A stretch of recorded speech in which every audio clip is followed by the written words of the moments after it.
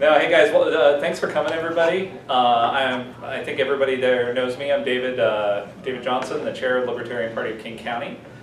This is one of the two Meet Your Candidates events that we're going to have here in King County. Here with me, I've got candidate Matt Seymour up in the 1st Legislative District, and I've got candidate Nathan Deily. Is it pronounced Deily? Deily, yep. Deily, okay, got it. Up in the 40, or down in the 41st. That's right. Just south of us here. I'm going to introduce them in a sec. This will be posted online, so thanks for those of you who are watching online. And for those of you here, we'll have questions afterwards. I'm just going to go through a few questions. Yeah, so our other event is going to be in Seattle. It's scheduled for July 19th right now. We're going to have, I've got, I think, three of our candidates from over there confirmed. So don't miss that as well if you're over on the west side. These are our Eastside candidates. So yeah, welcome you guys. Thank you. So if you want to give a quick intro, start with you, Matt. Hello, Matt Seymour. I live in Bothell. I'm in the 1st District, which is the city of Bothell and surrounding communities. I decided to run for office because I'm sick and tired of all the taxes being raised continuously. We have enough money, we can budget with that, we can get stuff done. Hi, I'm Nathan Deily. I live in southwestern Bellevue. It's practically Renton, a little bit in the Newcastle area. I'm married with 2 stepchildren. I'm a Microsoft employee, and I'm running for office for similar reasons. I'm kind of frustrated with the way that politics in Washington are going with fiscal mismanagement, with out-of-control taxation, and I'm really interested in giving the voters a choice in this primary and hopefully in this general election. Cool. So my first question was, why did you decide to run for office? So let's elaborate on that. Go on with that, Nathan. Sure. So in particular, in the last year, I've seen the legislature take on a number of initiatives that look to restrict both the Second Amendment of the Constitution of the United States as well as the Washington State Constitution. There's been a lot of bills that were proposed and even some that were passed that threaten Second Amendment rights that is near and dear to my heart. And in addition, as I mentioned earlier, there's fiscal policy that really leaves a lot to be desired in the state. You look at what's happening in Seattle and you look at what's happening in Olympia, and you can see that a lot of the money that's being collected is not being well managed or spent. And frankly, I think we can do better. So if nothing else, we deserve a choice at the ballot box, and that's what I aim to give to voters. Yeah, it's not enough that they're collecting a bunch of money. In fact, they're getting record amounts of tax revenue yearly for the last several years, and yet it's still not enough. It's almost like someone's on an addiction to try to generate more and more taxation. And at what point is the tipping point where the average person, middle-class person, becomes poor because of taxation? I'll just add to that, if you take a look at the Office of Financial Management, you can find out that the state of Washington has $20 billion in debt. Did you know that? And it doesn't look like we're going to be able to cover the spending that's proposed in the upcoming year. So that's really a problem, and something's got to be done about it. And if you take a look at the findings of the auditor's office, you can see that the state is not being well run. So Matt, what do you think in the district you're running in, besides taxes, what do you think are some of the other big issues? I'm still learning them little by little. I don't know the exact issues at play in that district. I know there's always general topics that are always there, like from education, schools to roads to police, to whatever. I'm here because I'm very passionate about taxation. I'm also very passionate about housing. I have a lot of solutions there. I have 21 years experience in property management. I have continual contact with people that are owners, investors. I have continual contact with people that are renters or seeking the opportunity to find a place to live. I feel I have a unique perspective, given my contact to both ends of the spectrum, to be able to meet those needs. I'll just jump on there if it makes sense. I mean, the King County Building Code, if you haven't had the pleasure of looking at it, is 794 pages long, I think. That seems a little extreme. We have a housing problem in King County, in case anybody hasn't noticed, and I'm not just talking about the homeless community. I'm talking about folks who are employed. Housing costs are out of control. That's a very big issue in my district, in the county, and in the state. You take a look at what's going on with Sound Transit. Their own reports for the project that they're building says that not even 40% of operating costs will be covered by the fees they're going to collect from riders. So it's a boondoggle of epic proportions, and it's going to continue to cost us millions and billions over the coming years. We've got a real problem here, and although good intentions are welcome, at the end of the day, if we can't support some of the projects that the state is and the county are proposing, then we're going to find ourselves in a really tough situation a few years down the road. So what do you think you bring to the table that the old party candidates aren't bringing? Because you guys have both decided to run as Libertarian as opposed to even independent. Basically, if I was satisfied with what was going on, I wouldn't be running for office. The local leadership and the party in power, like I said before, is just continually increasing taxes despite how much revenue and record amounts of tax revenue is collected. They keep asking for more, asking for more. There needs to be a voice in there to say, hold on, wait a minute, can we balance the budget? Can we work within the revenue we've already collected? Is that enough? How can we make this work? Rather than committing to things that we don't have money for. Yeah, I'll just go ahead and add to that and say that I think that there is an appetite out there for an alternative. There's a lot of people who are unhappy with the Democratic Party, with the Republican Party. You take a look at the way the duopoly works, and essentially they're participating in a rigged game that they both have interest in perpetuating. And they work very hard to keep alternatives out of the mix. In fact, a lot of people, tend to run unopposed. And when I got an email from David a couple of weeks ago, and I was kind of outraged that my Democratic opponent was on the verge of running unopposed. I found out that a Republican filed, but I said, I'll be darned if I'm going to let her have a cakewalk into Olympia for another legislative session. And I think the more people that I talk to, whether it's on Facebook or in person, the more I hear that people are hungry for an alternative, and that's a good thing. So giving voters a choice is important, and that's what I believe in. Yes, and given the hostility of the last presidential election, people are more open-minded to a different voice. And that whole experience kind of showed me that my ideology is libertarian, whereas before I thought I was independent. So yeah, that bridges right into my next question was, at what point in your political life did you start seeing yourself as libertarian? And kind of tied onto that is when someone asks you, as I'm sure many people do once you get engaged in politics, what do you mean when you say you're a libertarian? How do you answer that? So basically, my fundamental belief in politics is let people be free to live as they choose, so long as they don't harm anyone else. And that fits in line almost verbatim with the Libertarian Party. It doesn't fit in verbatim with the Democratic Party or the Republican Party. And so I realized the process of self-discovery of what do I really truly believe politics is there for, that I came to discover that I'm a libertarian.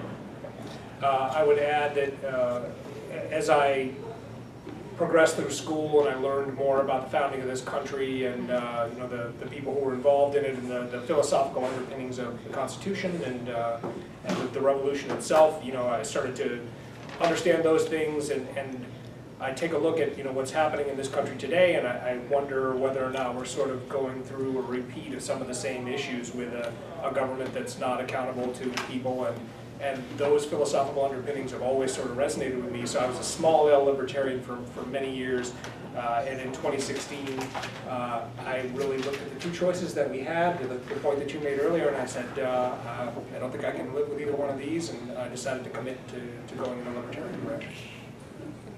How do you see people outside of the party respond to you when you talk to them about the fact that you're a libertarian? It's interesting. Like Facebook is the way that I've reached the most people, and one of the more common responses is, "Gosh, if that's what a libertarian is, I might be one." And you find that a lot of times as people, they hear the word libertarian and they have an impression that's based on an idea that someone else has offered to them, and oftentimes that someone else has an agenda. And that agenda usually is to marginalize the libertarian position. So they talk like we want to live in Somalia where there are no laws. Or anything like that. And a few minutes of engaging with somebody helps you understand that that's not true. And an awful lot of times they realize that the positions that we take are very similar to the ones that they personally hold. The party doesn't have the best brand, but the only way to change that is to get out there and actually talk to people. And what you learn as you engage with people is that in fact they're more sympathetic to our ideas and our ideals than they realize. Yeah, it's,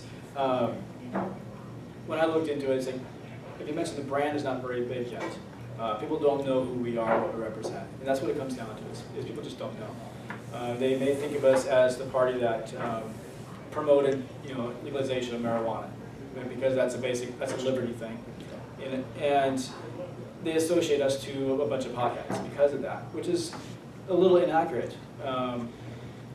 We want liberty for all, regardless of who you are.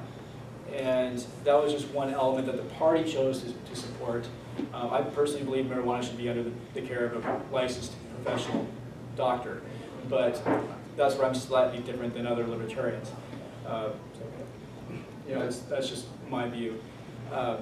However, the idea of liberty is really, really important, and that includes following the Constitution of the United States as it was originally written, for the purposes it was originally written. That is very important to libertarians. So, Matt, what are your current thoughts on Washington's current tax structure, since I know tax is your big issue?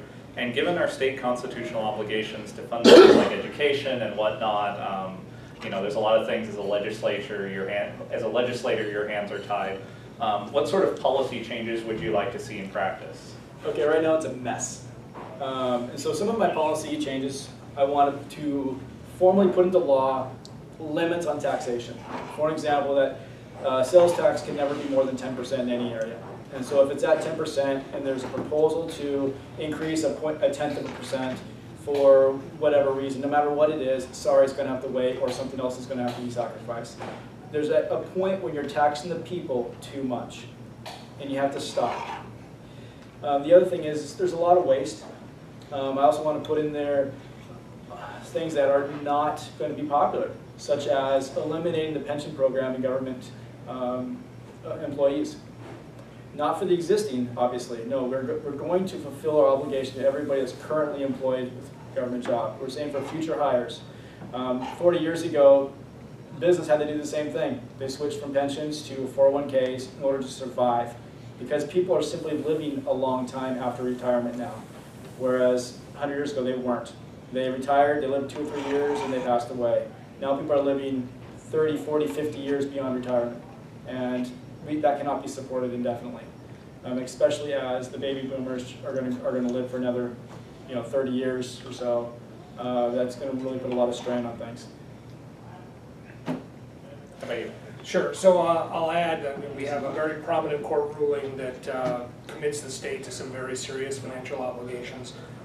That's not going to be unwound easily or quickly, but there's no reason why we can't hold the state's government schooling accountable for its financial performance. And so one of the things that I talk about relative to my campaign is performance-based budgeting. And so every state agency needs to be held accountable for the results that they deliver, and that includes our education, things that we provide in that vein. So I think ultimately we've got to have the right measures in place.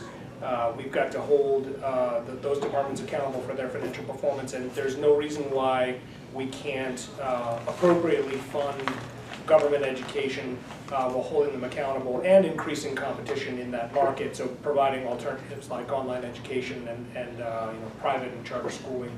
There's no reason why we can't explore that as well. Money in and of itself is not a solution to the problem, but accountability is, and so I'm in favor of accountability. So, what would you do to improve accountability in the system, to kind of drill a bit on that? Yeah, well, I think you can start with looking at the state auditor's report and the findings that are in there. In the 2017 state auditor's report, there's 52 findings, $220 million of improper payments, and $43 million of known question costs. You just take a look at that report. A few minutes of perusing it will give you a lot of information that you need to know about how well the state is managed. And if you go take a look at any state agency, it's rare that you find accountability for how effectively they spend their money. You look at the homeless problem. There was a report that was issued just in the last couple of days about the challenges that there are in coordinating the collection and expenditure of funds all throughout King County to combat the homeless problem. The fact is that things are very disorganized, and they're not well managed. Government's not set up to be well managed. It's not that kind of institution. So what I propose is, as I mentioned before, the idea of performance-based budgeting, and if those programs don't deliver results as measured by some relatively objective standards, then we have a question to ask ourselves as members of the legislature is, when is it time to pull the plug? It doesn't mean that we stop serving the needs of the people of the state of Washington, but it does mean that we ask ourselves some questions about whether or not the money is being put to good use. I think there's a lot of things that we spend money on now, particularly incarceration for people that are committing crimes that are of a victimless nature, that could be better spent on other things. And so I think we can start with measuring ourselves, holding ourselves accountable, and making some smart decisions about how we spend money. Yeah. Along that line, with spending money where it's going to be effective, when less than 10% of the money spent on homelessness is in an effort to graduate them out of homelessness, and 90% of it spent on simply providing them independency indefinitely, that's just wrong. We need to use as much programs as possible that can graduate people into a level of independence where they don't need to be supported by the government anymore. That's really important. So speaking of homelessness, another issue that's often associated with that is heroin use, opioid epidemic, as it's often called. A lot of voters have that on their mind. It's all over the news constantly. It's become a huge problem in Seattle in terms of making public spaces dangerous, and even out in the east side. What role does the government play in addressing that issue or interacting with that issue? Up to you. Me first? I believe that it's best out of the hands of the government, to be honest. I believe that there are organizations, nonprofits, that are on the ground that are able to address those needs much more efficiently than the government ever can. I think we need to focus on addiction recovery programs instead of simply enabling them to continue. We have a public health issue. It's not a criminal justice issue. I think if government's going to engage in any way, it's in the avenue of public health. I'm certainly not in favor of creating a situation where drug use is rampant and crime follows. But if we are focused on helping people to deal with their addiction to opioids and diverting them towards programs that help them get away from that as opposed to locking them up, dealing with the problem that way, I think that's far better. I'm not sure that we have any good solutions to this problem anytime soon, but I agree that nonprofits are probably a part of the approach to helping solve this problem. And in the long run, what people do with their own bodies is their own business, as long as they're not harming anyone. But at the same time, crime and public health problems do follow. So I think we need to look at those and focus on the public health aspect of things. So we talked just before this about housing and homelessness a little bit. We talked about how I think both of you guys are in favor of kind of moving the programs toward graduating people into housing. What do you see as the long-term solution toward the problems that kind of make that harder, like housing costs? So I think private property rights are at the root of a lot of the issues that we've got. And people who choose to be homeless may still want to have a situation where they can have a piece of land or property that they call their own, but the system is not set up to enable those folks to be successful. And what I've seen in places like Peru with the work that the Institute of Liberty and Democracy has done is that actually giving assistance to people to navigate the legal system and to obtain private property rights if they happen to be a squatter or occupying a piece of land is actually really beneficial in helping them move forward and participate in the economy. A lot of what prevents people from having a productive life and participation in the legitimate economy is the fact that they don't have access to a lot of the things that require you to have legal residency, and that requires private property. And so in a lot of cases what we can do is find ways to help people get title to a small piece of land, whether it's a tiny house or a lot that they live on in a campsite or anything like that. And so many doors are opened when you become a property owner and you have legitimacy in the legal system, that's a really good place to start. And it worked in Peru. There's no reason why we can't try it here. And I think there's an opportunity to create economies in homeless communities that could be ultimately beneficial. we can experiment, we can try new things. It doesn't all have to be about dependency, as you mentioned earlier, although I think certainly I'm not in favor of seeing people starving and dying in the streets. I'd rather have that be based on voluntary participation. At the same time, I think there's things we can do to help make the legal system a lot easier to navigate and help people participate in the economy, and that's what I'd really like to enable.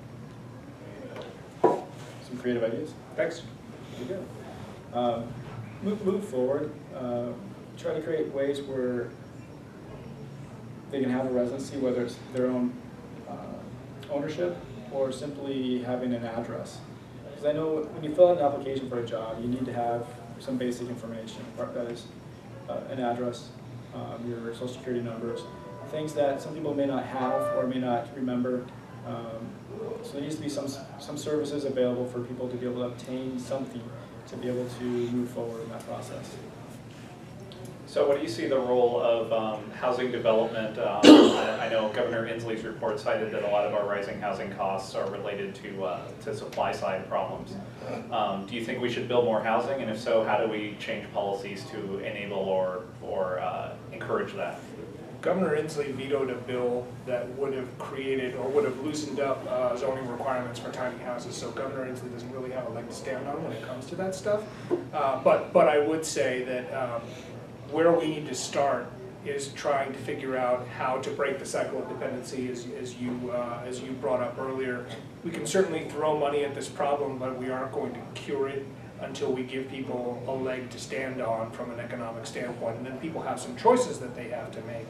Now, in a lot of cases, there's mental illness issues, there's drug dependency issues, there's other things like that. But we can certainly, I would rather see us give a person title to a small piece of land and let them participate in a legitimate economy and then build off of that than have them stuck in a cycle of dependency.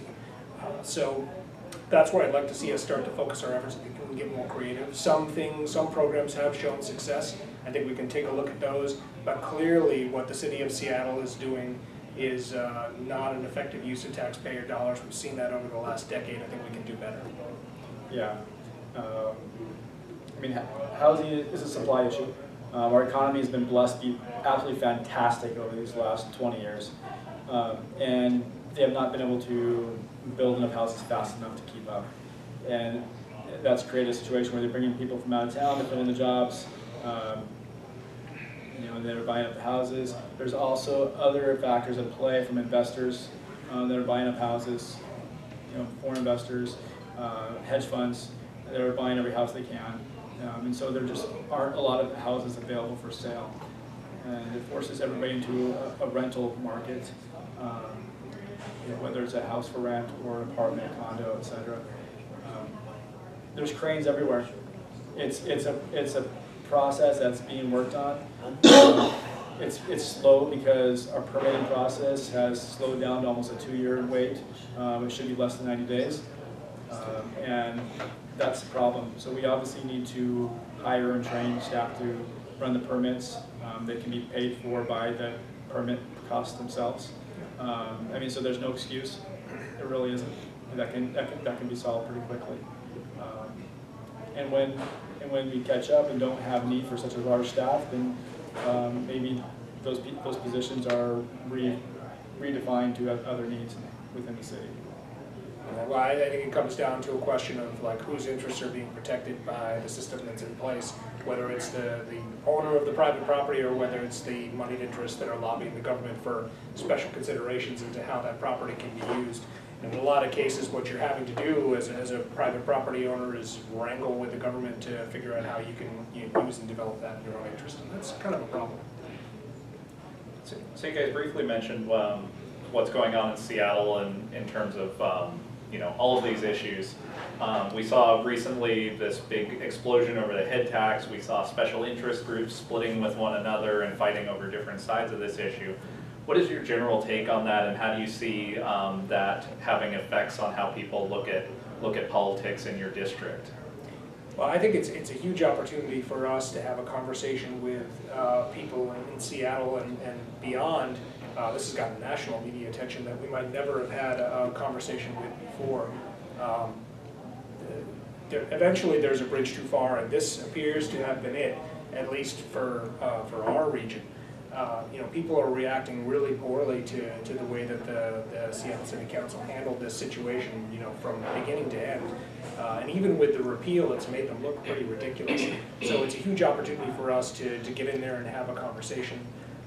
Clearly, given their track record of performance with something like $100 million that they've spent over the last 10 years, this is not really a good thing that they can stand on and say that they've performed effectively. So throwing more money at the problem is really not a solution, and that's, like I said, this is an opportunity for us. Yeah, I mean, when you're looking at the idea of a head tax, taxing employers per employee, that's reverse economy. That's asking employers to stop hiring people. That's asking them to lay people off. That's asking them to leave the town. And that's the last thing you want to do is lose a bunch of jobs and have more homeless people, more people out of work. I mean, that's just stupidity beyond stupidity. And so I was very, very pleased that the efforts of us libertarians as well as others moved forward on no head tax, no tax on jobs, and got that repealed in a timely fashion. I was very pleasantly surprised how quickly we were able to get success on that to save our economy. Do you think they'll come back on that? Well, I think that there is such an obsession for tax revenue that they'll use any creative means possible to create more tax revenue. And that's why we're here, is we're saying enough is enough. Let's be accountable with the revenue we currently have. Let's make it work. There's certainly a willingness to look at economic success and make the claim that it's undeserved. And there's a lot of people who've got a grievance in one form or another, and they have been told that they should blame it on people who are successful. And I'm not sure that's the right answer. I think you might have more success taking a look at the barriers that are being put in your way. You look at things like occupational licensing. When you think about a single mother who might be African American, might be something else, and can't go start a hair braiding business because of the occupational licensing requirements with hundreds or even thousands of hours of training and exorbitant fees to go do something that she probably has known how to do since she's been little. There's no reason why we should be standing in the way of those people to participate in the economy, and yet there's moneyed interests that are lobbying the government on a daily basis to erect barriers to competition just like that. It's not about Jeff Bezos preventing you from starting a small business. He's not standing in your way. In fact, he's providing you a valuable service. You may have a trade deficit with Amazon, but the real opposition to your success in this economy very often is the government.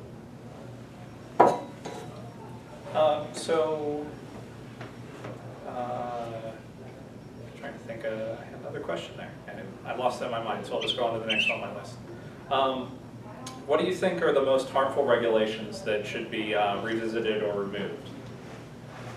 I think you talked a little bit on occupational licensing. Occupational licensing is certainly one of them. I'm very concerned about the Second Amendment restrictions that are being put in place in the state.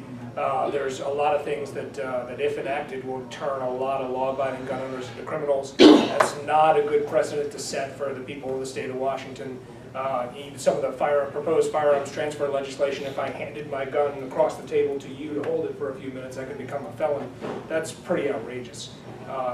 And so that's something that really concerns me from a freedom standpoint, from a self-defense standpoint. That's a really big issue. I also see a lot of reaction these days to the idea of people being able to express themselves freely in the public square. There's been a lot of outcry lately about whether or not somebody should be forced to decorate a cake, or whether or not somebody could eat in a restaurant depending on their political beliefs. All this is kind of frightening, and so those things concern me. I think we want to protect the right of people to express themselves freely in society, and so I really don't want to see us go backwards from that perspective. Yeah. Wow. I agree with a lot of that. That's kind of one of my thoughts as well. I don't think there was any addition that was on top of mine, but I think I'll pass at this moment. I remembered what my question was before. We were talking about taxes, and everybody asked every legislator, what do you think of a capital gains tax, and what do you think of an income tax? This is your chance to rant, because I know you're both against it. Taxation is that.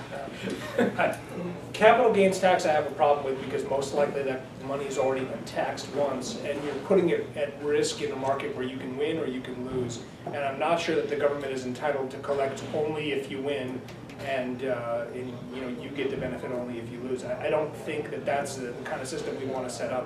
When people choose to take a risk and put their money into capital markets, everybody benefits, the entire economy benefits, and that's something that we want to encourage. I'm not really in favor of giving tax breaks to people, but I think if people are willing to put their money at risk in the free market, then that's something that we ought to encourage. Income tax, well, I mean, the general law of economics is when you tax something, you tend to get less of it. That's not really a good outcome when it comes to income, because what people tend to do when they have income is spend it, or they tend to invest it. And both of those things are good from an economic perspective, so I'm really not in favor of either of those. I think at the end of the day, we've got to take a hard look at what we're spending money on and whether or not it's effective, and start asking the question, are we giving the people value for their money? The essential functions of government for me come down to, protecting people from coercion and violence, protecting the country from enemies that may exist outside it. Those are the kinds of things that we should be concerned with, and everything else is ultimately up to us to figure out as a civil society. So I want to start by taking a hard look at how money is effectively or ineffectively spent, and then start figuring out how we can give it back, because I believe that you and I and everyone in this room is a better decision maker about how to use the money that they earn than the government is. Yeah, very much so. My perspective on tax revenue is that it's a very sacred money. It belongs to the people. It must be spent the best way possible to each and every citizen. And it's not to be put in the hands of special interest groups, but to be put in the people's hands. I think the government needs to get out of the way as much as possible, let people live and make the choices for themselves. That's why I'm kind of against the universal health care, because I think people will make better choices for their own health than having the government mandate to them. Plus, I talk with people that are on these free government health programs, and I know a family, a single mom of 5 in Snoqualmie, who had to go down to Redmond because it's the nearest dentist that would take them on this program. They get there, they only have one family member seen at a time, and they'll only do one thing. So if they have 5 cavities, they have to come back 5 times. They can't just sit there and do all 5 cavities in one visit. And it's a tremendous hassle. It's an absolute nightmare. And it's with 5 kids plus the adult, that's 6 individuals, with genetically bad teeth, and it's a nightmare. And so when you start looking at saying, okay, well, let's have health care provided by the government, we already have those programs, and they're run terribly. They do not serve the people. I mean, how many people complain about the VA not being good enough? Granted, individual hospitals are run beautifully, some are just not. And watch my friend with her dental issues with her kids. I do not see that as a wise choice for the people, to serve the people. I think that people need to make their own choices in life. Okay. We talked a little, I heard mentioned about them not having money go to special interests. A lot of people would say, hey, libertarians are generally going to be in favor of cutting taxes for businesses, help Amazon get a better break on the B&O, Yep. Big businesses, big growth. What do you think about taxes that are incentives for specific companies or industries to grow? Yeah, this is really a tough issue. It's a jobs thing. I mean, I'm all for promoting jobs. I mean, so if a large company that employs tens of thousands of people, needs a slight tax break in order to be healthy and keep those jobs in the area, then absolutely. We saw what happened years ago when we chased, Boeing headquarters out of town. That was stupid, and that was all because we didn't give them a small tax break. I don't want to make that same mistake with everyone else we have in town. We have Microsoft, we have Amazon. Do we want to kick them all away? Do we want to kick everyone's jobs away? I don't think so. So what do we do for other companies in the area? Do you think the tax should remain even, or do you think that for example, Microsoft should get a preferential rate? I would love to say everybody's even, but that's not the reality of life. I think that based on numbers of employees, there might be incremental benefit. I mean, we'll have to figure that out and look at it and really debate over that discussion. Like I said, ideologically I want everybody to have the same, but I don't think that's quite good enough at times to get the job done. I've got a bit of a different view. I don't want government picking winners and losers. Quite honestly, I would rather see us take a hard look at spending and spend more time addressing that than trying to figure out which industries or specific businesses we want to promote or punish. That's not something I think government needs to be in the business of. At the same time, I know that there are a lot of issues that the legislature has to contend with where they are not well educated or informed. There's a role for industry to play in informing and educating legislatures, just like there's a role for non-governmental organizations and other, lobbying or activist groups to play. There's a role for money to be spent. I think what it comes down to is figuring out how to effectively restrict and constrain the role of government so that we're involved in less things, so that money becomes less influential in the system. I'd much rather have a small group of people educating the legislature and the state government about things that it's restricted its domain to, and have special interests play a role in those, than what we have now, which is a free-for-all where special interests are dominating the legislative agenda and the issues are being decided before they're ever brought to the floor. So what are some ideas you have for systematic changes that can deal with that problem? Because obviously, if you're elected as a legislator, you're going to be one legislator in the system. Right. How do you think you deal with that at a wider scope? What sort of policies can be put? Well, I think you start with this idea of accountability, and that if government spending doesn't produce results, that you consider either eliminating or privatizing the role that's being played. So you can look at that from a variety of different perspectives, whether it's education, healthcare, or any number of things. I think it's the right place to start. Certainly, the next step that you go from there, I think, is to ask people, are you satisfied with what you're getting? And I don't think that we've given people a lot of transparency into how money is being spent beyond what you can read in the state auditor's report, and that's at a high level. So I think it's more transparency to the actual expenditure of funds and the results, as I mentioned before. And I think what you'll see is that people will start asking themselves the question, why is government doing this stuff? How do you think you can improve the systematic incentives for legislators or whatnot to behave? Okay. Honestly, it's going to be difficult because we don't have a lot of friends in the party, in the legislature. So it's going to be a small voice at first, but it grows. And being a third party, allows us to reach out to the individuals we find that are smart, that are effective in whichever party they belong to, and pull together committees that make things effective. I think we can do that given our position as a neutral third party. Accountability and the funds that are going there right now. I mean, both of us are very fiscally minded, and that's very much the overarching theme as to why we're here, why we represent libertarianism. We want to clean up the books. We want accountability for the tax revenue. We want to benefit the people as much as we can. If it's possible to lower taxes, we want to do it because it's the people's money. We want to take care of the debt. We want to take care of our obligations. We want to look for solutions in the future. I mentioned one that no one's going to like, about taking away the pensions and having to be a 401k self-funded retirements for future employees. Nobody's going to like that right now, but if we want the economy, if we want the tax revenue to be solvent in the future, that's a decision we may have to make. Okay. And so we spent almost all of this time talking about everything that Washington State is doing terribly. Yeah. What do you think are some things that we're doing well in the state? Marijuana legalization is a step in the right direction, but we haven't gone far enough. We need to create recreational cannabis lounges. We need to legalize home growing.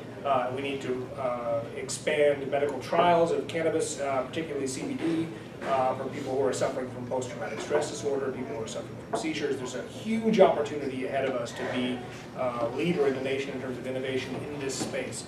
There's potentially other things that we can do to innovate there that I haven't even thought of. But clearly, this is an engine of economic growth that we can capitalize on, and certainly, I think as libertarians, we can mostly agree that what people put in their own body is their own business, and that they've got the right to try and experiment, and certainly to be entrepreneurial in that field. So I applaud the state of Washington for moving in that direction. That's definitely something I think we can do more with. I think our transportation systems are starting to catch up. I think after decades of neglect and having no good ideas on what to do with our traffic situations, I think that, you know, the last few years they put a tremendous amount of investment into that. It's going in a good direction. I've had some great conversations from people in the Department of Transportation since I filed my candidacy. It's got a good vision going forward. The only issue I have is there's no accountability. It's just they take a cut off the top of the taxes and they do whatever they want with it, and there's no follow-up to where it's going. But we do see some results taking place, so I'm satisfied, but still kind of cautiously curious as to the nuts and bolts of it too. I will say I'm glad to see that the voters rejected the income tax proposal a couple of years ago. That's definitely good news for liberty and for fiscal responsibility in the state of Washington. And certainly that will come up again, and I know that we will stand on the right side of that issue when it does. So I look forward to that. Like I'm glad to hear that the voters understood that one. So another issue that's related to transportation that's come up recently is the carbon tax. I know libertarians can kind of be in different places on this one in terms of, does it present an externalized harm and tax that? Is it just another tax? What are your thoughts on the carbon tax? Yeah, I'm not in favor of it. I think all it's going to do is punish consumers and people who aren't directly responsible for any environmental harm that may be caused. I think we've got to take a closer look at whether or not this is really giving us the benefits that it's supposed to. I think money is going into the state coffers, and I'm not sure that that's really helping anybody. That money could probably be better spent investing in innovation and entrepreneurship to explore alternative energy sources or improve energy efficiency. It's clear to me that government mandated standards and government collection of money and expenditure on programs is really not an efficient use of taxpayer resources. So I'd rather say to people, hey, in lieu of us charging you more money, what we're going to do is, we're going to inform you about these alternatives to invest in, different kinds of innovation, give you an opportunity to go take a look at that, as opposed to take money from you by force and put it into things that we think are the right thing to do. I'm not sure that that's the right course. So I think people will decide what the best use of their money is and whether or not it's going in the right direction. Well, it's just another tax. It has nothing to do with the environment. And on top of that, those that have electric cars get their electric car fee, in addition to the license tabs to compensate for the lack of fuel purchase. And so it's just revenue for the state coffers. That's all it really is. We also look at the environment. This world, the Earth has gone through cycles of ice ages and heat stages and back to ice age and back and forth. It's a natural process of the Earth. It's done for millions and millions of years. It will continue to do so. Are we speeding it up? Perhaps. I'm not going to say we're not. But the Earth naturally has its cycles and will continue to have its cycles. As far as the tax is concerned, that's not stopping it at all. And so it may sound like it's a good thing, but it really has zero effect. All it does is take our money. So we talked earlier a little bit about education. What are your thoughts on education in Washington State, and how would you improve our state system? More competition, more entrepreneurship. I think there's some green shoots that are already emerging in the form of online education and private entrance into the market. I think I would definitely choose to encourage that. And I would also encourage the government schools to innovate themselves. That business model is very old, and I don't think we've seen a lot of innovation in it. There's obviously a lot of entrenched interests that are fighting against innovation in that market. I think there's an opportunity for those folks to sit down and look at alternatives to improve the way that those schools function and the way that money is being spent. but I don't think there's been a lot of movement in that direction, so the time for competition and innovation has come. And I think what we see, whether it's here in Washington or elsewhere, is that online education and all other forms of alternative education are starting to gain ground, and we're learning that we can get a lot of value out of those things. So honestly, I would encourage those things to continue, and for us to be really accountable for the way we spend our money on government schools. I think we can find some opportunities for improvement there as well. I want to get a little less regulation, because I think a lot of teachers are too worried about the test scores of their students affecting their hireability and maintaining their jobs, and that's preventing them from actually doing their job of teaching. It gets in the way. I've been in classrooms. I did pursue a master's in teaching. I've been in a lot of classrooms from kindergarten through middle school. We have a lot of really good teachers out there, and I think they're handcuffed. I think the system handcuffs them, and I want to free them to be passionate and to share their passion with their students in ways that will be effective for their students and for them as well. Reduce the amount of standardized testing we do, maybe just one test a year, and that's enough. You raise a really good point too. I think there's a lot of focus on college preparation and moving students into college, and that creates a lot of sort of ancillary problems as they move into that stage of things. There's a lot of cases where people incur a ton of debt and don't have skills that are necessarily marketable. I think we could encourage people to pursue vocational training more. There's, people talk about the skills gap, and they usually talk about it in terms of technology, and while that's certainly there's a skills gap also in terms of the trades, and a lot of people aren't going into that market, and what we find is that we're importing a lot of that labor from third countries, sometimes extra legally, to get that work done, and that's really not a good situation for anybody.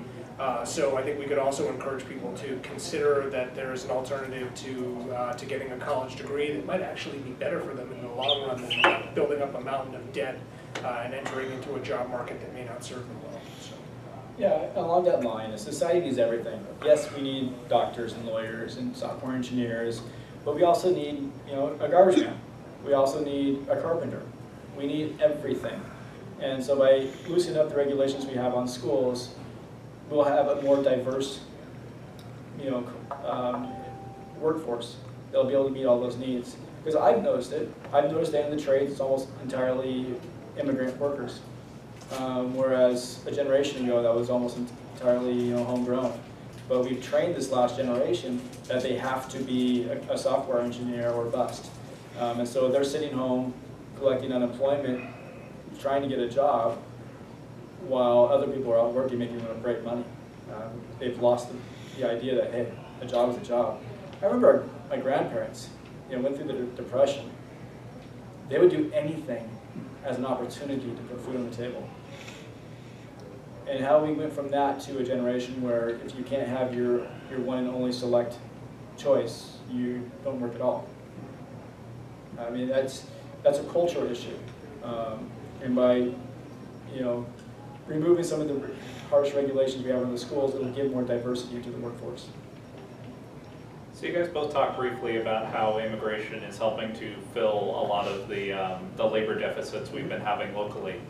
There's obviously been a lot of media lately about immigration issues with the current federal administration. Immigration isn't necessarily a state issue, but certainly state plays a role in setting the tone and can set policies around that. What are your general thoughts as as a legislator about how immigration plays into Washington State? Go ahead. I have pretty radical theories here. You might want to go first because I might take some time. My position is pretty simple, is that the free flow of capital and labor is a good thing for economies. Certainly I understand why people are concerned about extra-legal immigration, or as some people call it, illegal immigration, as being a threat to public safety and security. So I think the thing that we need to do is, instead of allowing all this extra legal activity to go on, is to end the prohibition on the free flow of labor into the state and into the country, and start figuring out how we get people involved in electively participating in registering themselves and in being a part of the economy in a productive and a useful way. It doesn't necessarily mean that they are granted all the rights of a U.S. citizen. I think we can explore how to deal with that. But clearly, we've got an economy that's incentivizing people to break the law, to come here and to work, because they're getting value out of that situation, and so are the people who are providing the jobs. So let's stop putting the government in between the supply and demand of labor. Let's figure out how to put the right kind of legal framework in place to get people access to the jobs that are available out there, and hopefully to have that include American citizens who want to do those jobs. So I'm interested in getting government out of the way, which I believe we're very squarely in the way at this point. Really, what I'm more interested in. I realize that this is a complicated issue and that I'm not going to solve it in a couple of minutes talking about it here. There's clearly people who come into the country who are a threat to public safety and security, and we need to do something about that. But for the most part, I think we can deal with this with a couple of simple public policy solutions that legalize the free flow of labor. Okay. Where do I begin? First of all, the flow of immigration in the United States on the southern border will be greatly decreased the more we help the Mexican economy increase. So the better the boom of an economy we can provide in Mexico, the less reason we'll have to come here. So that's going to take a lot of foreign investment from us and around the world to build that economy. Second of all, just as my colleague here mentioned, legalizing the ability of people to come here that are not U.S. citizens and for them to be here is a big deal. I think that everybody walking through the border should whether they apply ahead of time online or walking into an office at any port of call, should be able to walk into an office and get a number, like a social security number. Whether it's a green card or the term I've used in my papers that I've written on this topic is a foreign workers permit, an FWP number, which is just like a social security number. And that enables them to go to work. And because what we really want is we want people that will add to our economy, that makes America better. That's what we want. I don't care where they come from. If they're good citizens and they add to our economy, fantastic, bring them. I mean, what did we do after World War II? We brought in the greatest minds around the world. Well, why? We don't need to stop that. Let's make America great in that fashion, and we bring people here that are fantastic. With that said, that doesn't mean they're citizens. So it's we can use the current green card system infrastructure to be able to make this a reality. I know that in years past, looked into immigrating to Europe, just because I had some interest in living there long term. And in that process, I learned a couple things about immigration that are different than here. First of all, I had to be fluent in 2 languages. And it wasn't just any 2 languages, because I am fluent in both English and Spanish. But I had to be fluent on a language in List A, and I had to be fluent on a language in List B. And so even though I had one of those, I didn't have any languages in List A, so I had to go back and learn a language before I could think about immigrating. On another note, in that particular country, I had to get a job sponsor before I'd be issued a green card. In other words, I had to go get the job first and then apply for the green card. Because they don't want people on welfare, they want people to come in and work. And I think some of those same philosophies can work here in the United States. To let people work and live here freely, but that doesn't mean they qualify for welfare. It doesn't mean they qualify for a lot of the same rights. If they cause trouble, then we're going to say you need to go, and that's just that. Okay, so while we're on the topic of minorities, LGBT, we just had Pride Day a few days ago. Why should an LGBT person vote for a Libertarian? Well, we've championed the rights of LGBTQ plus people since the 70s, and we're way ahead of the other 2 major parties in that space. In fact, we're one of the few parties that wants to treat you like an individual and says it's nobody's goddamn business who you love or what you do in the privacy of your bedroom. We say that government doesn't have a right to dictate the personal relationships that people hold. And we've been right on that for 50 years.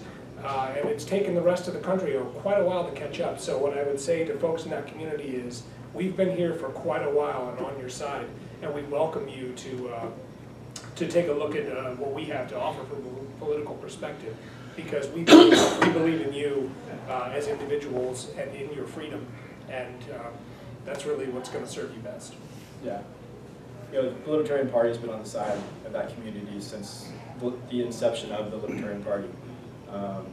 You know, our basic belief is everybody lives the way they want, you know, so be it. And it's none of our business, you know, what people do, you know, in their private lives. So libertarians often talk about messaging in terms of radical, pragmatic messaging and whatnot. What do you see as your principles when you decide how you're going to get your message out there, how you're going to phrase it? What sort of thoughts and principles come to mind when you're making those choices? Well, it's very easy to go full tilt libertarian and start using some of the catchphrases like taxation is theft and other things like that. I mean, and you will get some people to pay attention to you by using that stuff. But what I found is that asking people questions is a far more effective way to get them to listen. And even better than that is listening to the answers that they give when you ask the questions. So if you start by doing that, what you're going to hear eventually is people bring up something that you can relate to. And then when you can relate to that issue, you can say, well, did you know that libertarians believe X, Y, and Z? And they very often will say, no, I didn't realize that libertarians believe X, Y, and Z. And so instead of talking at them, sloganeering, and being aggressive, what you can often do is find out where you can meet them. Like, do you think your taxes are too high? There aren't too many people who are going to say no. There are some. But those who say, you know, yes, you can say, great, we agree. Here's something we could talk about. Or do you think that it's none of government's business that this and so? And then you're going to find you have a much more effective engagement with those folks by being interested in them as opposed to being interested in telling them what you think. It's not the right way to engage with folks, at least what I've learned so far. Yeah, that's brilliant. I mean, it's finding the common ground. Because, like I said, most people don't even know what libertarian is or what we stand for. And therefore, they just look at you as some like strange person over there. And when you talk to them, it's like, look, we believe in freedoms, we believe in the Constitution, we will defend your rights to the day we die. And that, you know, we believe in a small government so that you are not being overtaxed. I mean, the Revolutionary War took place over taxation, among other things. So it's very important to us who reach back to the original Constitution, the original motives of the writers of the Constitution, and we want to preserve that. And we believe that just about every American does too, whether they realize it or not. So speaking of listening to voters or people who are talking to you in your community about your message, what sort of response are you getting from people in the community about your message? You know, it's interesting. A lot of people are saying, I didn't know that that's what libertarians believed, or I didn't know that that's what the Libertarian Party stood for, and oftentimes they find that the things that we're saying they agree with, which is really a good sign, and it just tells us that we have a messaging issue, that we've got to get out there to people and say what we believe in, and that a lot of them will find that it resonates with them. There are some people who have less positive reaction, and then, like I shared before, it's often because somebody has put an idea in their head about who libertarians are, whether they talk about the Koch brothers or whether they talk about anything else. You'll find there's a lot of misperceptions out there, but that's actually an opportunity too to say, well, here, let me tell you about who those people are, or let me tell you about the history of the Libertarian Party, and you can find that you can engage with people and that works well. And what I've learned is that it isn't too hard to meet people from either side of the duopoly on some piece of common ground. There's folks on the traditional Republican side of the party that we can talk to about issues like the Second Amendment, or even the size and scope of government. There's people on the traditional Democratic side that we can talk to about social issues and other things like equality, other things like that. So it isn't hard to talk to people on either side. It's just a question of finding where that common ground is. Great. So you've been hearing the same feedback? I have. It's like, my brother-in-law, when he first found out I was running as libertarian, like, why libertarian?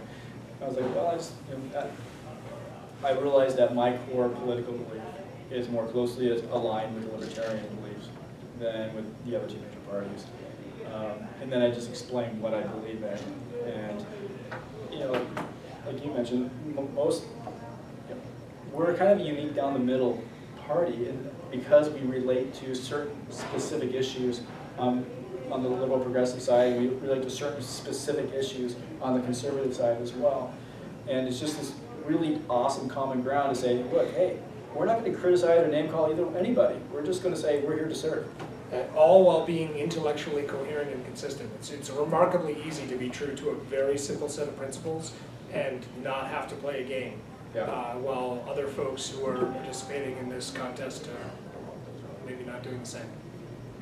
So LPKC's slogan is Love, Logic, Liberty. You talked a little bit about the logical, rational side of things, and obviously we've heard a lot about pro-liberty. How do you think that libertarianism exhibits love for those in our community? That's a great question. I think love begins with a healthy respect for yourself and respect for other people. And I think when you take a step back and think about politics, it ultimately comes down to what right do I have to dictate the way other people live their lives.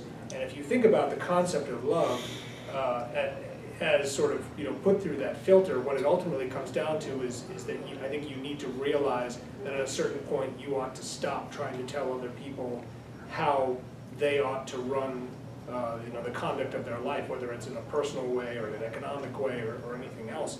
And so I think love begins with respecting yourself as an individual and then respecting other people as individuals as well, and giving them the most opportunity possible to be their authentic selves.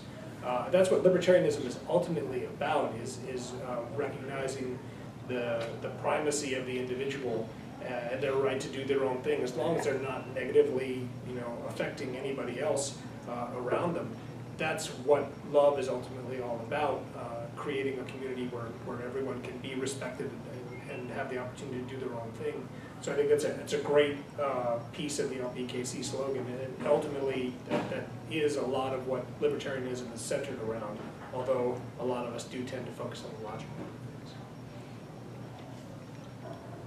Well said. Thanks. No, because that is the basis of everything. It's, hey, accepting people for who they are and how they are, and just living for it, and just saying you have the right and the freedom to do that. Okay, so my last question, before we open it up to people who are here, is as first-time candidates who made the leap just over a month ago, crazy to think, what do you think is the most interesting thing you'd have to share with others who might be considering running for office? You go first. Well, first of all, as soon as you file, you get flooded with emails overnight. You get like over 100 emails like the first day, and you're like, holy cow, how do I even address this? And it's everything from groups and organizations you've heard of and know very well, newspapers, etc., as well as groups of people you've never ever heard of that are using this as a platform to get notoriety. And so it took me a while to catch up. I had to actually take like 3 days off of work to sit and just get caught up, and now I'm staying caught up. Yeah. But the initial deluge is over. That was the first thing I got hit by, and just talking with people and being forced to evaluate what do I truly believe, because I get so many questions on the same topic from different angles. Because it's not just one group representing a particular group. They have a bazillion groups that are all kind of fighting the same war. Right. Yeah, I would echo that, and I would also add that I knew but had little direct experience with the pain of interacting with our friends in the social media industry. I spent almost that entire month since I filed for candidacy fighting with Facebook to be able to legitimately promote myself on that platform. And it was truly a nightmare. I can't tell you how many form letters I got back from asking a simple question that probably could have been answered with a simple answer from a person, but got a form letter. Finally, I broke through all that and then got my ads approved, but it took a month. And I was really disappointed to see that Google, as a reaction to the Washington PDC regulations, decided they weren't going to do any political ads in the state of Washington. That's really a disservice to all of us here who are customers of that company in one form or fashion or another. I mean, they've essentially turned their back on all of us as a provider of access to information and access to people who are participating in the electoral process. So I'm disappointed in Google for doing that. At least with Facebook, I finally managed to break through. And then, like I would add, like I'm pleased to see there's so many people who have a stake in the political process who are interested in what you think about the issues that they care about.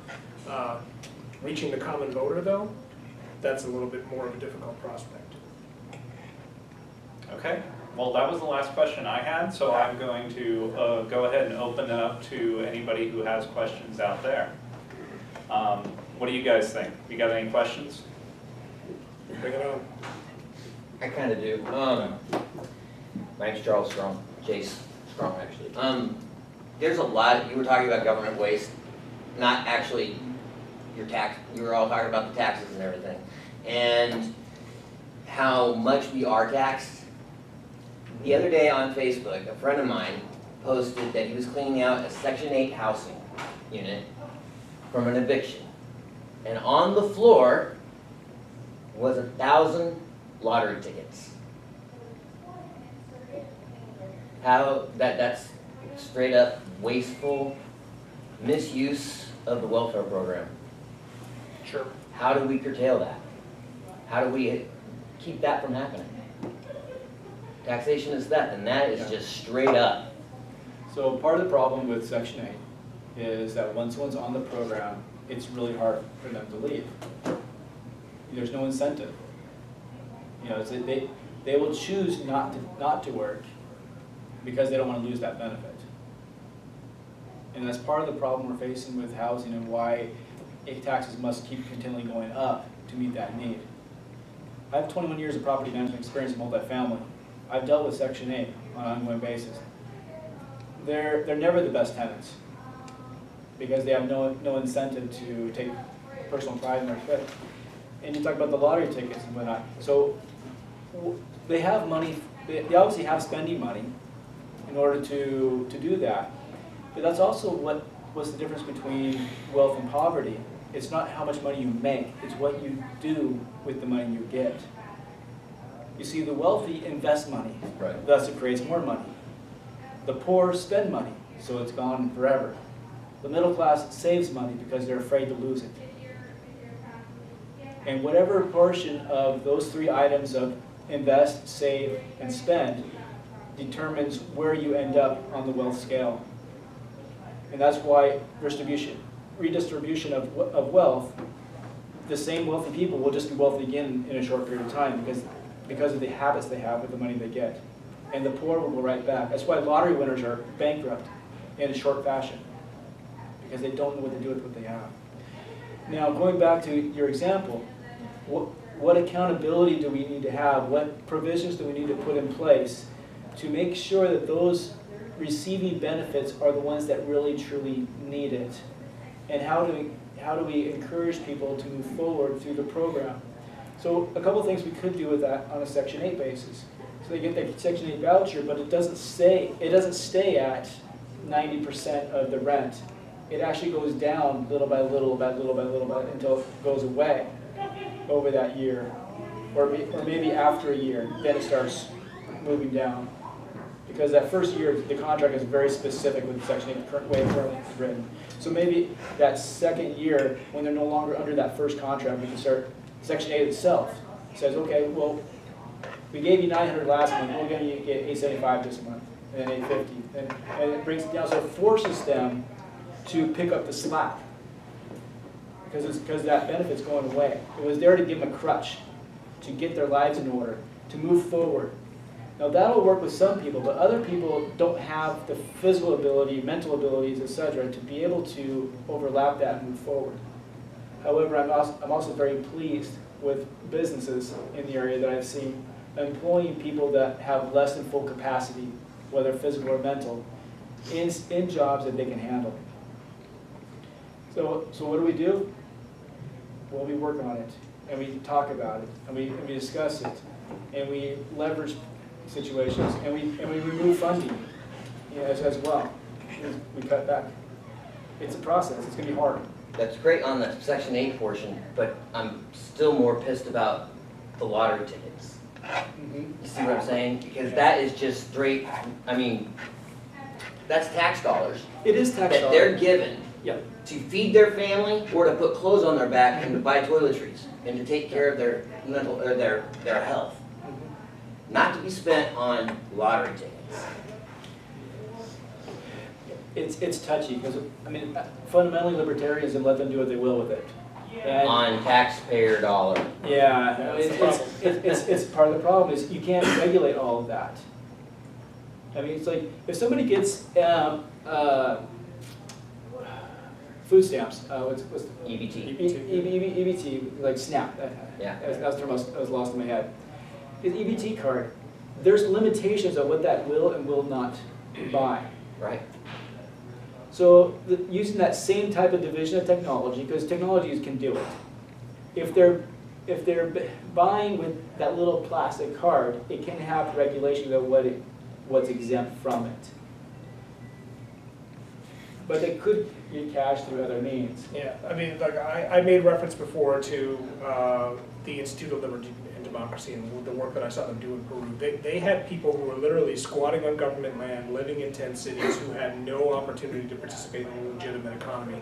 And though I'm against redistribution of wealth, what I saw there is by helping people claim title to a small piece of land, it actually enabled them to participate in the economy in ways that they hadn't been able to before. And when I went down there and visited when I was in business school, what I saw is that people had literally built homes and businesses out of nothing just by having title to private property that they could leverage in the economy, and they could actually participate with documentation as a private property owner. That would be a huge step forward. There's a number of people who are, who are dealing with homelessness or who are in public housing who, as you mentioned, are going to have difficulty participating in the economy. But I think for a lot of folks, we could make a big step forward by saying, this is not a perpetual cycle of dependency that we're going to stick you in. This is a one-time opportunity that we're going to give you to take this dispensation that the government's going to give you because of your need, and to turn that into something. And then after that, you're kind of on your own. Barring any circumstances that qualify you for something like mental health or disability. I think we could do quite an awful lot by getting out of the way, giving people a ticket to participate in the economy, and stepping back. And that also goes back to that occupational licensing thing that I talked about before. In a lot of cases, people who could participate in the economy aren't able to because of the barriers that government has erected with the help of special interests. So I would start by looking at those two things. Do I find it repugnant that there's 1,000 lottery tickets on the floor of Section 8 housing? I do. That they're getting evicted from. Yeah. Do I find it repugnant? Yeah, absolutely, I do. There's so many levels to that picture that. Yeah. What it tells us is that the system we have in place isn't working, so it's time to try something different. And I would rather say, here's the title to a small piece of land that could be worth quite a lot of money, especially in King County. What you do with it is up to you. And there is no more money after this point, provided you're of sound mind and body. That's not so bad, as opposed to universal basic income or perpetual dependency on the government and the taxpayer. That's actually a potential way to kind of hack ourselves out of the situation that we're in. So we wanted to at least look at it. Yeah.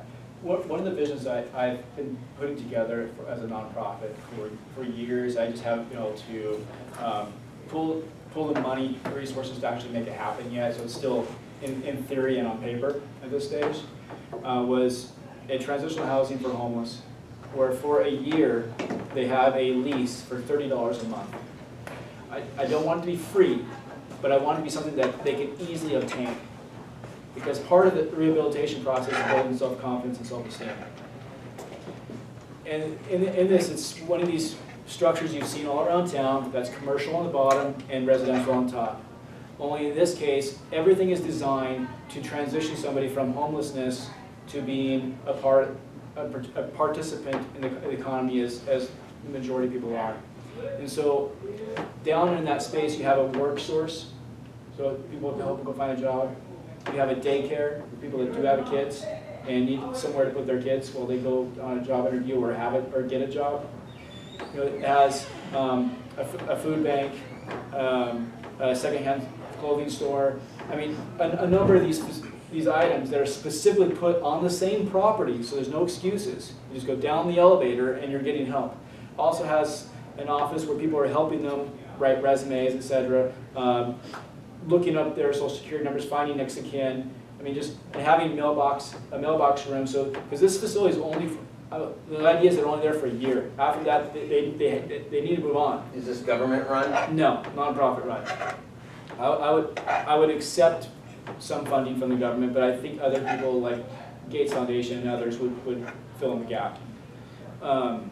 I'd rather see folks, create their own sort of internal economy in those communities than to have government participate. I like the idea of nonprofits though. Yeah, so the idea is it's not a government thing, because government regulations prevents people from success. The bureaucracy gobbles up so much of the funds that we're not actually putting it in action. It's just getting lost in the ether, and that's a problem. But the point is that they'd be able to, in a year, have all the support they need, and it's addiction recovery, everything right there on site, to be able to get them moved forward. So everybody that wants to move on with their lives would have a great jump start. There's other people that won't. I personally know a man, I've known him for over 20 years, who chooses to live on the street because that's his choice. He comes from a great family. They rescue him from time to time, bring him in, clean him up, give him a job like that. And after a couple of months, he just doesn't like the lifestyle, and he goes back to living under a bridge because that's where he's more comfortable. And so I understand that some people are never going to graduate from homelessness, because for a few of them, that's your choice. But for many, they're stuck there because they have a criminal record, because they have addictions. For one thing or another, society is saying, no, we're not going to hire you. No, you can't live here. And so they feel stuck. I'd rather have that person have the opportunity to be entrepreneurial and participate in things as opposed to discriminating against them because they aren't homeless. I think we could sort of legalize entrepreneurship without you having to have an address, and that would potentially create a lot of opportunities for folks. Yeah. So there are things we can work towards. There are some really interesting ideas. Hey, that might work. It may not get through legislation. I don't know. I have an idea I'd like to do. It's going to take nonprofits. It's going to take some funding from people with big, deep pockets to do what I want to do. And I want the government to be out of that particular project. But that's an example of things that we can facilitate, with our voice in the legislature, because we'll have more contacts and influence in that position. Cool. Any other questions? Well, I've got about 4 pages of questions for you. Okay, let's do 2 of them. We got time. David, I'm kidding. You cut me off on the punchline. Anyway, I've run a couple of times, 3 times, and so I want to say thank you very much. I know what you guys are up against right now. I appreciate the effort, and I appreciate what you're doing. So I'm going to give you a softball question here. Just going to lob it at you. Let's say you get elected. Tomorrow, you're in. What are you going to do for me?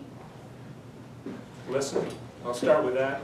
I think beyond that, I've been pretty clear about what I stand for in terms of financial accountability, and I will begin with the state auditor's report, and I will hound and hammer Governor Inslee with the lack of action that I've seen so far on the findings that the state auditor has come forth with. And I'll also spend a lot of time talking to my fellow legislators and figuring out what we can agree on. But I think also I will find the courage to say no to a lot of things. My Democratic opponent has a record that is almost entirely full of yeses, and I kind of wonder why. So I think I'll spend a lot of time challenging people on why a lot of things are happening along party lines. The way the state legislature works right now is that it's about one vote that separates Democrats and Republicans, and I think it'd be an interesting predicament for a Libertarian to be in, where they could potentially be the tiebreaker in a lot of decisions. So I would spend a lot of time inquiring as to why people hold the positions that they hold. Is it because somebody's name has a D next to it? Or is it because this is what you actually believe? That's where I would start. But for you, Michelle, I would listen. Perfect, thank you. Yeah, and likewise. It's one of the first things I did is I set up an email account and a Google Voice message phone number right off the bat, and I go through every one of those. I don't have a staff. I personally do all of that myself. And one of the biggest things I'll do, even without knowing you personally, is getting them you said. When I say me, I'm talking me, voter. The voter, being This the is the voter, yeah. golden question, okay, because if I'm gonna vote for you, if I'm Okay. gonna commit time, I'm gonna commit money, Yeah. what are you gonna do for me? That's what people are thinking. Okay, I'm trying to clean up the budget. I mean, you know, auditing, figure out where the money is going. We have certain obligations to meet certain needs, such as retired state employees. We have to pay their pensions. We have to. You know, there's other things we have to do. I mean, with McCleary ruling, with the education and stuff, there's certain things we have to do. We're obligated to meet certain needs. We have to be able to make sure that water flows through our pipes and it's drinkable. You know, we have to make sure that the power is on, the grid is healthy, so that when power goes out, it gets restored quickly. These are things that we want to be able to make sure we provide for our people. The basic utilities are right there. But then we need to get down the list and say, okay, do we really need to offer, you know, money to a particular niche? You know, and I'm going to question a lot of those. Because, you know, we need to look at that debt that we have in our state. This is the most prosperous state in the history of the world in the last 20 years. It's generated more money here than anywhere else, nations included. There's no excuse to have a deficit. No excuse. Well, I had lunch with David the other day, and one of the reasons why I decided to run was that my legislators would not respond to my email requests and my phone calls. I wanted to talk about the cigar lounge bill that Brandon Vick sponsored, Republican legislature from much far south, southerly in Washington State. I wanted to talk to them about this bill. It happened to be stuck in the committee that one of my legislators was working on, and I talked to her legislative assistant. I sent her emails. I called her on the phone multiple times. Couldn't get her to return my calls. I was a little annoyed, and I said to myself, I might just run against her because I'm that annoyed that I won't get a response. Well, either run against her or cut her a check. Yeah, well, and what I figured was, if I was a donor, she might be more responsive. Exactly. Well, what does that tell you? Right, so that's what bothers me, is that you know, someone's willing to ask for your vote, but unless that comes with a fistful of dollars, that they might be deaf in that ear. That kind of bothers me.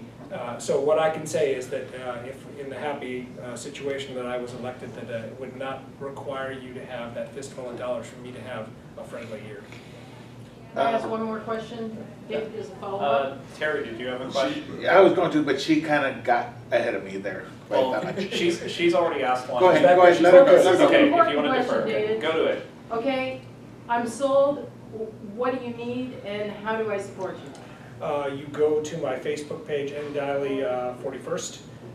You can check me out there. I also have a PayPal link there if you want to contribute to the campaign. I would be very happy to have you contribute money, because that can be spent on yard signs, that can be spent on Facebook ad promotion. I'd be happy to have you post to my page or like my page. That's more than enough, and certainly your vote is something that I'd be asking for. But what we desperately need in this contest that we have chosen to sign up for is recognition and attention, and it cannot be overestimated how valuable your attention is to all of us, because people don't know who we are. So it's even the simple act of liking a Facebook page pays huge dividends. If you have dollars, if you have a vote, I want those too, but your attention is a good start. Name recognition. Yeah. Yeah, that is huge. And so, you know, find our pages on Facebook. I have one too. If there's something on there that you think is really well put together, great. If you think I need to reword something, let me know. Because I have certain backgrounds, I have strengths, I have weaknesses.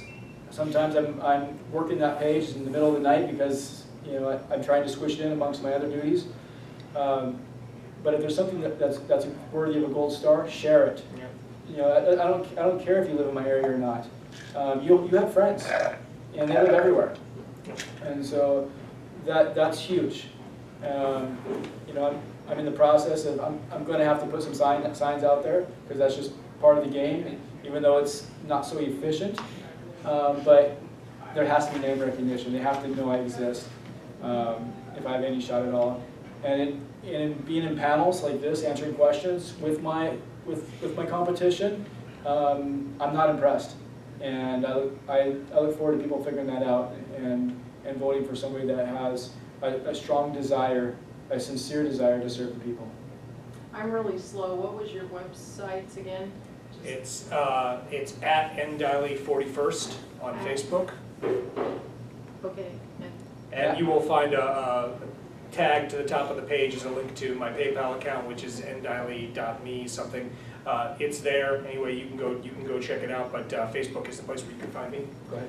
And I'm Matt Seymour for State Representative. the number 4? Actually, I don't remember which one I put on there.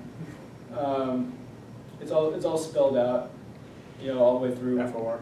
Yeah, probably FOR. Yeah, for State Rep, Okay.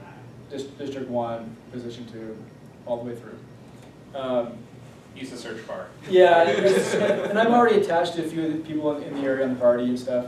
So, Dave and everybody. I think we have all the candidate pages liked from our page, so you should be able to find them under the list of groups we're associated with or whatever is Yeah. on the sidebar, and if not, I'll definitely add that. Just peruse this from time to time, and if like I said, there's anything on there that you think is really worthy of mention and spreading the news, fantastic. If there's something on there that's a little off kilter, let me know. I can reword it. I'd be happy to. Great. We appreciate that. Even though my degree from UW is comparative literature, I ended up in that field because the field I wanted, I didn't quite get selected, and I kind of had to apply to something so I can register for classes. So I ended up graduating in literature, even though it's not my strong suit. Oh, interesting. So I'm an accountant, and that's what I went to work for the next day. So. Awesome. So Michelle, you asked the question that I was going to ask to close things out. So could I get a round of applause for our candidates here?